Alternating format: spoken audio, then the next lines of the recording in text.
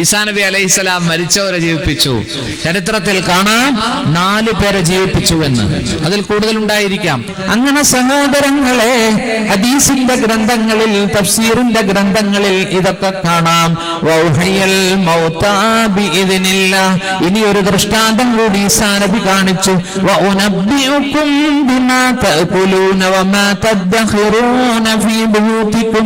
നിങ്ങൾ വീടുകളിൽ സൂക്ഷിച്ചു വെച്ചതും നിങ്ങൾ ഭക്ഷിച്ചതും ഞാൻ നിങ്ങൾക്ക് പറഞ്ഞു തരാം. നിങ്ങളുടെ വയറ്റിൽ കിടക്കുന്ന ഭക്ഷണം എന്താണെന്ന് ഞാൻ പറഞ്ഞു തരാം.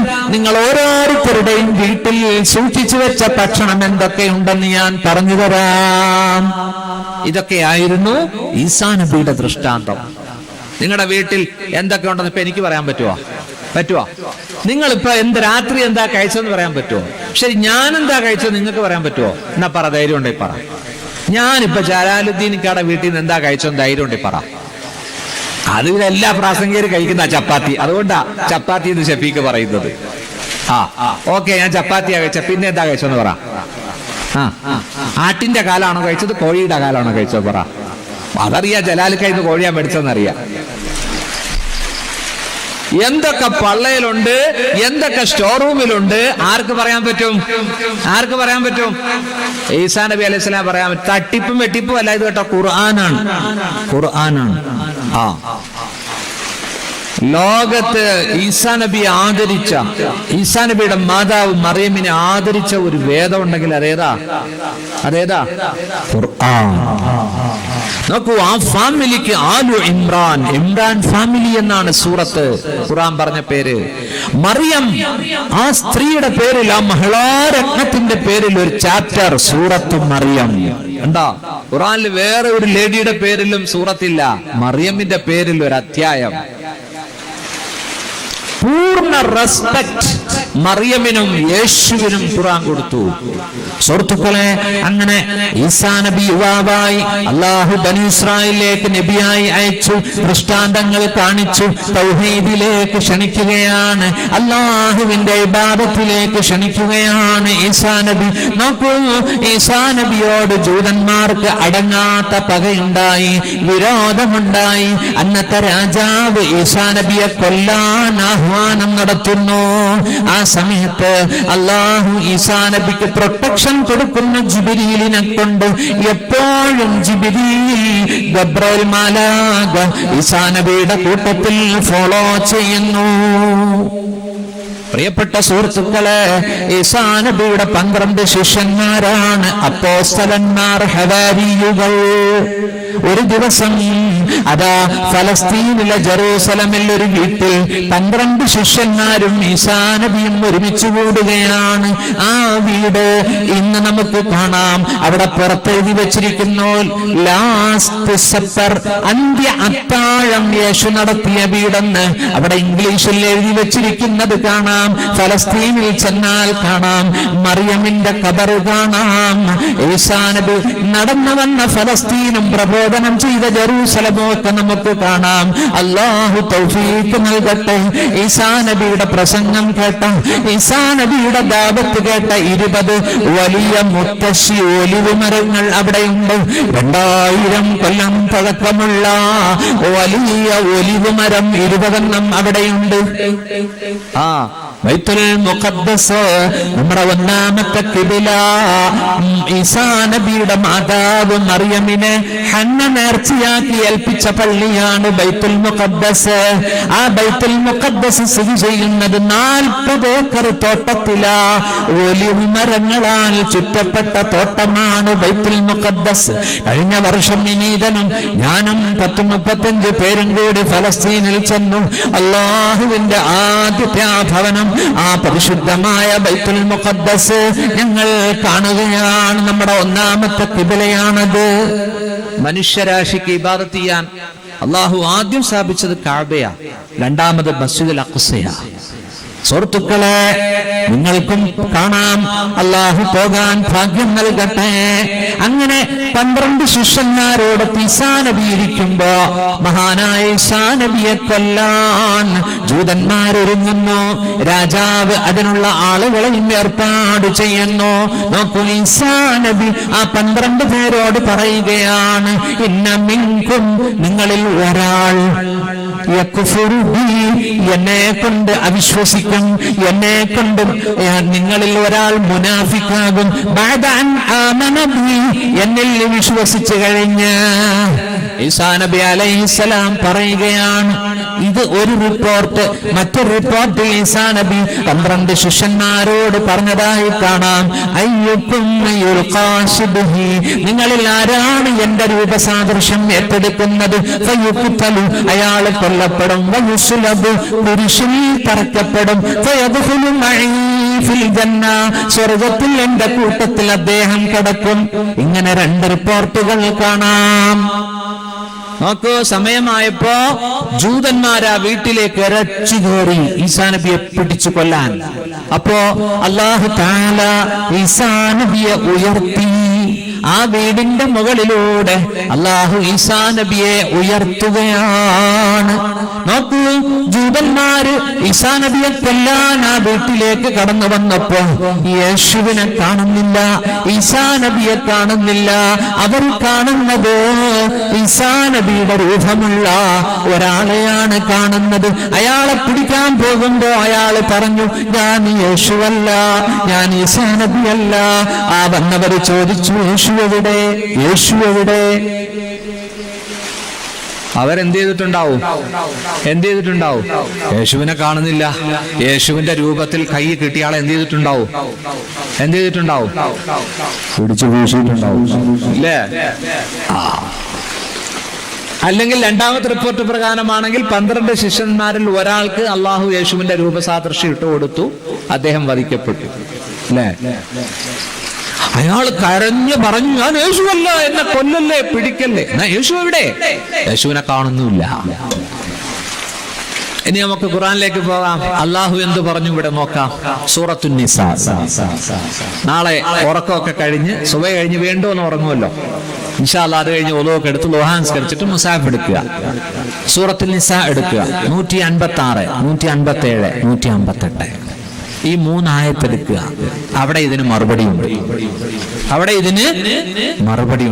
ആരെയാ കൊന്നത്, ആരെയാ കുരിശെ കയറ്റിയത്? അള്ളാഹു പറയുകയാ,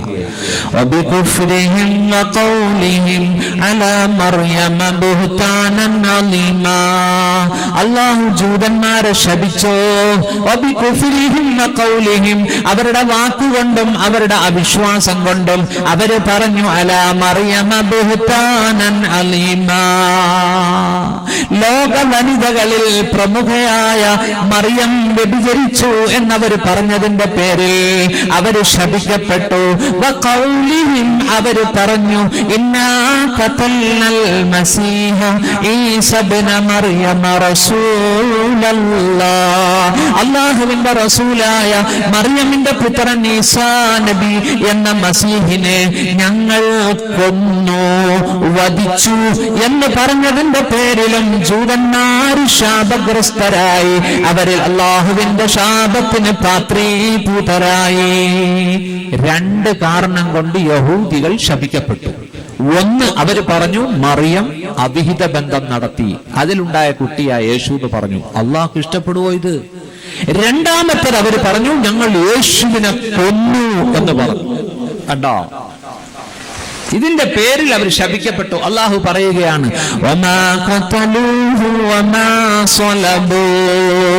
യഹൂദികൾ ഈസാ നബിയെ കൊന്നിട്ടില്ല, കുരിശിൽ തറച്ചിട്ടുമില്ല. വലാകിൻ ശുബ്ബിഹ ലഹും, അവർക്ക് തിരിച്ചറിയാതാക്കപ്പെടുകയാണ് ചെയ്തത്. അവർക്ക് തിരിച്ചറിയാതാക്കപ്പെട്ടു. യേശു എവിടെ? യേശുവിനെ കാണുന്നില്ല. മനസ്സിലായില്ലേ? തിരിച്ചറിയാതാക്കപ്പെട്ടു. അള്ളാഹു പറയുകയാണ്,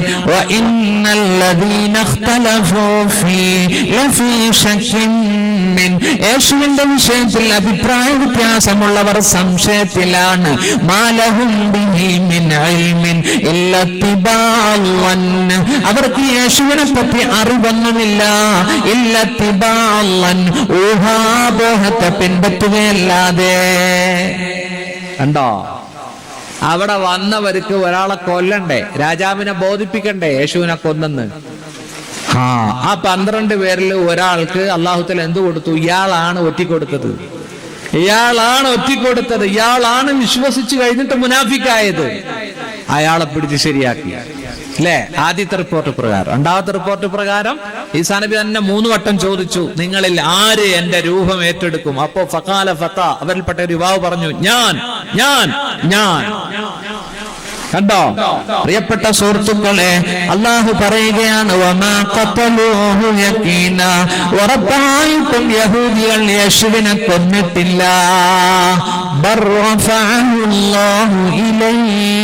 അല്ലാഹുവിലേക്ക് അല്ലാഹു ഉയർത്തുകയാണ് ചെയ്തത്. വകാനല്ലാഹു അസീസൻ ഹകീമാ. ഞാനിത് പറഞ്ഞെന്തിനാ അറിയോ? യേശുവിനെ കൊന്നു കുരിശിൽ തറച്ചു എന്ന് നിങ്ങളുടെ മുമ്പിൽ വെച്ചോ ബസ്സിലോ ട്രെയിനിലോ ആരെങ്കിലും പറഞ്ഞാൽ നിങ്ങൾ അവിടെ ഇടപെടണം സുഹൃത്തെ. അത് നിങ്ങൾ പറയുന്നതല്ലേ? 4-ാം വേദത്തിൽ അങ്ങനെ പറയുന്നില്ല. യേശുവിനെ ഈസാ നബിയെ അവർ വധിച്ചിട്ടുമില്ല, കുരിശിൽ തറച്ചിട്ടുമില്ല. അള്ളാഹുവിലേക്ക് ഉയർത്തുകയാണ് ചെയ്തത്. നിസാ, നിങ്ങൾക്കത് മറുപടി പറയാം, നിങ്ങൾക്ക് ഇടപെടാം ആ ചർച്ചയിൽ. അല്ലാഹു തആല പടച്ചോ നമുക്ക് അറിവ് നൽകട്ടെ. അപ്പൊ ഈസാ നബിയെ കൊന്നോ? കുരിശിയെ കയറ്റിയോ? ഇല്ല. ഈസാ നബിയെ ഉയർത്തി 2000 കൊല്ലമായി. എവിടെയാ ഈസാ നബി ഉള്ളത്? ഉപരിലോകത്താ. നോക്കൂ, ഈസാ നബി അലൈഹിസ്സലാം വരാൻ അടുത്തിരിക്കുന്നു. ഖിയാമത്തിന്റെ അടയാളങ്ങളിൽ പ്രമുഖമായ അടയാളമാണ് ഈസാ നബിയുടെ പുനരാഗമനം.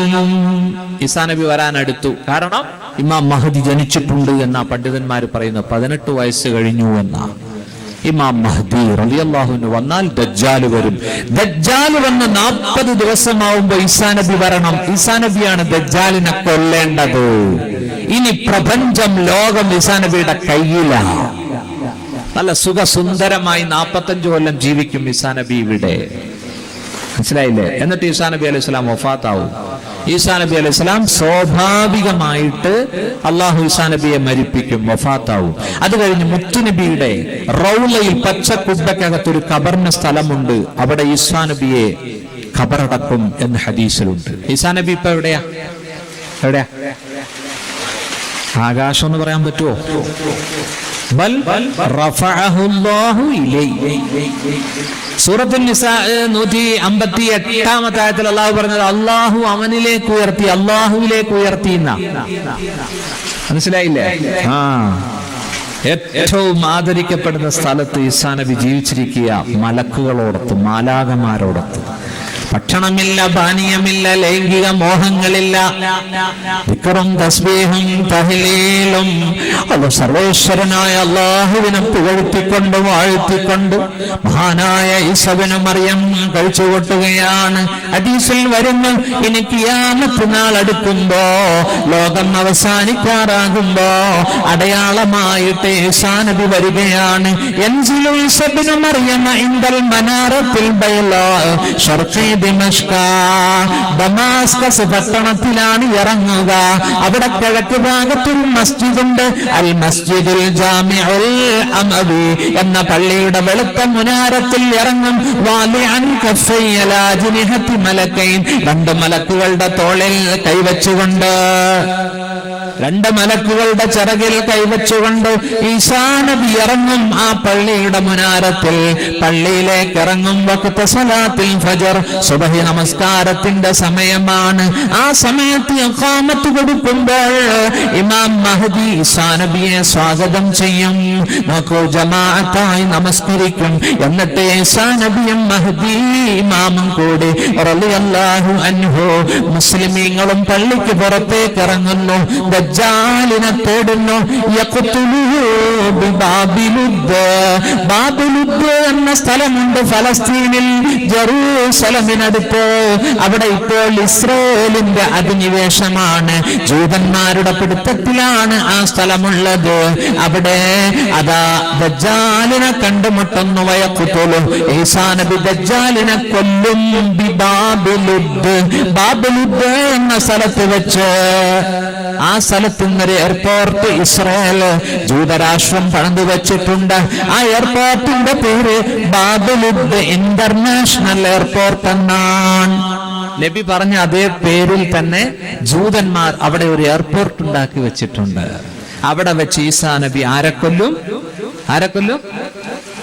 ദജ്ജാലിനെ കൊല്ലും.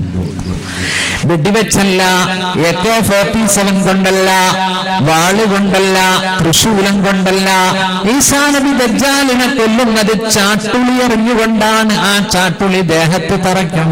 അതാ ദജ്ജാല് മറിഞ്ഞു വീഴുന്നതാണ്. ഇനി ഈ ഭൂമി, ഈ ലോകം ഈസാ നബിയുടെ കരങ്ങളിലാണ്. ഹദീസിൽ വരുന്നുണ്ട്,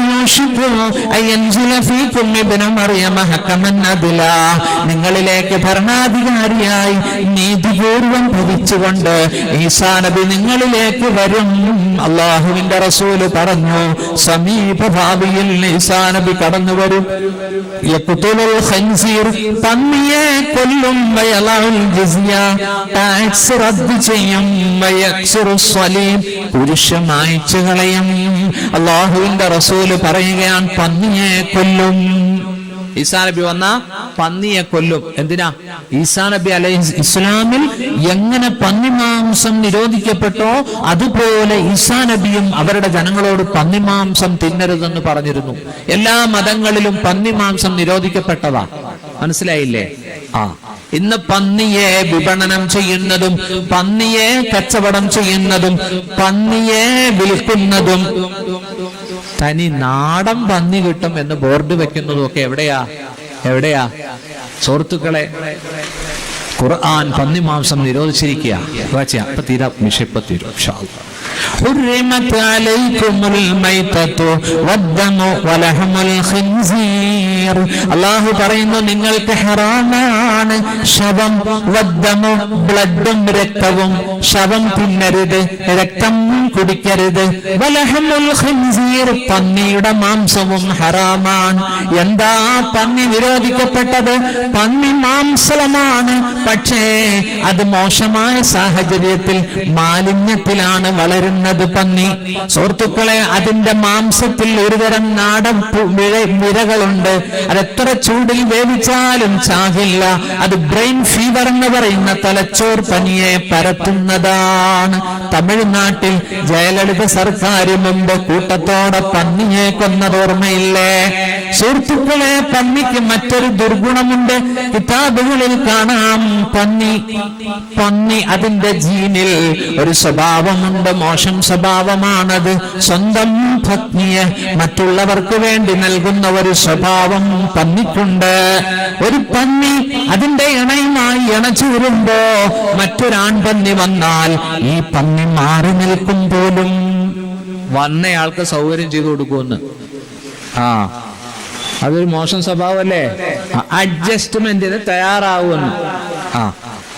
അതുകൊണ്ട് അള്ളാഹു എന്ത് പറഞ്ഞു? ഇത് വെറുതെ തിന്നണ്ട. നോക്കൂ, ഈസാ നബി വന്നാൽ പന്നിയെ കൊന്നുകളയും. ടാക്സ് എന്ന് പറഞ്ഞാൽ ഇനി അഡ്ജസ്റ്റ്മെന്റിന് ഈസാ നബി തയ്യാറല്ല. ഇനി വരുമ്പോൾ ഈസാ നബി തൗഹീദിലേക്ക് ക്ഷണിക്കും, ദീനിലേക്ക് ക്ഷണിക്കും. എല്ലാവരും തൗഹീദിലേക്ക് കടന്നു വരും. ഒറ്റ മതമേ അന്ന് കാണുകയുള്ളൂ. അന്ന് ടാക്സോ ഫിദിയയോ കൊടുത്ത് പിടിച്ചു നിൽക്കാൻ കഴിയില്ല. ദീനിലേക്ക് വരുന്നില്ലെങ്കിൽ അവരോട് യുദ്ധത്തിന് തയ്യാറാകും ഈസാ നബി. മന്ത്രി ജി സുധാകരൻ ജനം ടിവിയോട് 2 മാസം മുമ്പ് പറഞ്ഞു, 2070 ലോകം ഇസ്ലാമിലേക്ക് കടന്നു വരും. ജനം ടിവി ചോദിച്ചു, ഇത് മന്ത്രിയുടെ അഭിപ്രായമാണോ? അല്ല, ഇത് ബ്രിട്ടനിൽ നിന്നും ഇറങ്ങുന്ന ഒരു ഇംഗ്ലീഷ് പുസ്തകം ബുക്കിൽ ഞാനിത് കണ്ടു. നോക്കൂ, ഇത് 18 52 കൊല്ലം കഴിയുമ്പോ ലോകം ഇസ്ലാമിലേക്ക് പരിവർത്തിക്കപ്പെടുമെന്ന് ഞാനല്ല പറഞ്ഞത്. കേരള മന്ത്രിസഭയിലെ പൊതുമരാമത്ത് മന്ത്രി ജി സുധാകരൻ സാറാണ്. അയച്ചോ, അത് നിങ്ങൾ കേട്ടോ ആ വോയിസ് മെസ്സേജ്? ഇവിടെ ഒന്നും വന്നില്ല, ഞാൻ നോക്കട്ടെ, ഉണ്ടെങ്കിൽ ഞാൻ ആർക്കെങ്കിലും വിടാം. എത്ര ഭംഗിയായിട്ടാണ് ആ ജനം ടിവിയുടെ പറയുന്നത് അറിയോ മന്ത്രി. സുഹൃത്തുക്കളെ, ഇമാം മഹദി അതിന്റെ പശ്ചാത്തലം ഒരുക്കും. ഈസാ നബി അലൈഹി സ്വലാം അത് പൂർത്തീകരിക്കും. ഹദീസിൽ വരുന്നുണ്ട്, മറിയമിന്റെ പുത്രൻ ഈസാ നബി ഭൂമിയിലേക്ക് വരും. 45 കൊല്ലം താമസിക്കും. എന്റെ കുടുംബത്തിൽ നിന്നൊരു ബീവിയെ ഈസാ നബി വേളി കഴിക്കും. ഈസാ നബി ഇതുവരെ കല്യാണം കഴിച്ചിട്ടില്ല.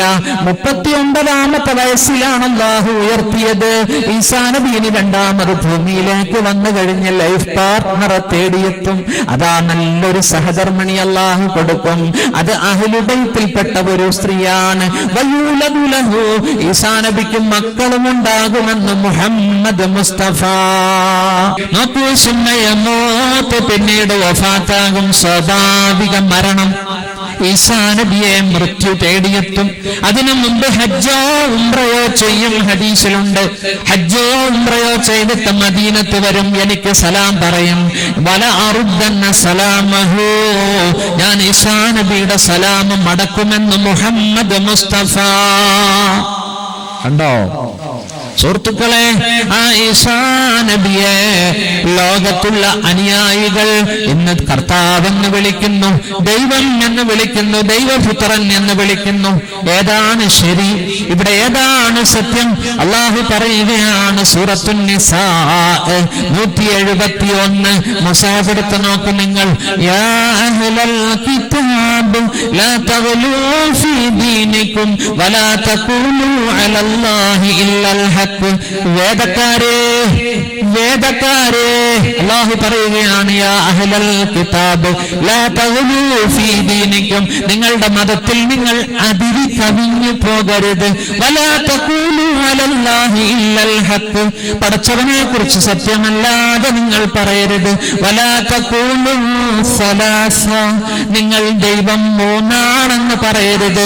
ട്രിനിറ്റി, പിതാവ് പുത്രൻ പരിശുദ്ധാത്മാവ് എന്ന് നിങ്ങൾ പറയരുത്. വലാ തഖൂലൂ സലാസ ഇൻതഹൂ ഖൈറൻ ലക്കും, നിങ്ങൾ അതിൽ നിന്ന് ഒഴിവാകണം, നിങ്ങൾക്കത് ഖൈറാണ്. അല്ലാഹു പറയുന്നു, ഇന്നമൽ മസീഹു ഈസ ഇബ്നു മറിയം റസൂലുള്ളാഹ്, തീർച്ചയായിട്ടും മസീഹ് മറിയമിന്റെ പുത്രൻ ഈസ റസൂലുള്ളാഹ്, അല്ലാഹുവിന്റെ തിരുദൂതനാണ്, ദൂതനാണ്. എന്നിട്ട് അല്ലാഹു പറയുന്നു, റസൂലുള്ളാഹി വ കലിമത്തു, അല്ലാഹുവിന്റെ വചനവുമാണ്. വറൂഹും മിൻ, അല്ലാഹുവിൽ നിന്നുള്ള റൂഹുമാണ്, അല്ലാഹുവിൽ നിന്നുള്ള റൂഹുമാണ്. നോക്കൂ, ഈസാ നബിയെ പറ്റി അല്ലാഹു പറയുന്ന ശരിയായ യാഥാർത്ഥ്യം ഖുർആൻ വേദക്കാരെ ഉണർത്തുകയാണ്. നിങ്ങൾ ദൈവം മൂന്നാണെന്ന് പറയല്ലേ, അതിൽ നിന്ന് നിങ്ങൾ ഒഴിവാകെ. തീർച്ചയായിട്ടും മസീഹ് ഈസാ നബി അല്ലാഹുവിന്റെ റസൂലാണ്. ഒന്നാമത്തെ കൺസെപ്റ്റാണത്. ഈസാ നബി റസൂലാണ്. രണ്ടാമത്തത് അല്ലാഹുവിന്റെ വചനമാണ്. മൂന്നാമത്തത് റൂഹാണ്. അൽഖാഹാ ഇലാ മറിയമ, ആ വചനത്തെ അല്ലാഹു വിട്ടു മറിയമിലേക്ക്. റൂഹും മിൻ, അല്ലാഹുവിൽ നിന്നുള്ള റൂഹുമാണ്. എന്ത് നല്ല നിഗമനമാണ്, എന്ത് നല്ല നിഗമനമാണിത്. നോക്കൂ, ഈസാ നബിക്കെല്ലാം ബഹുമാനവും ഖുർആൻ കൊടുക്കുന്നു.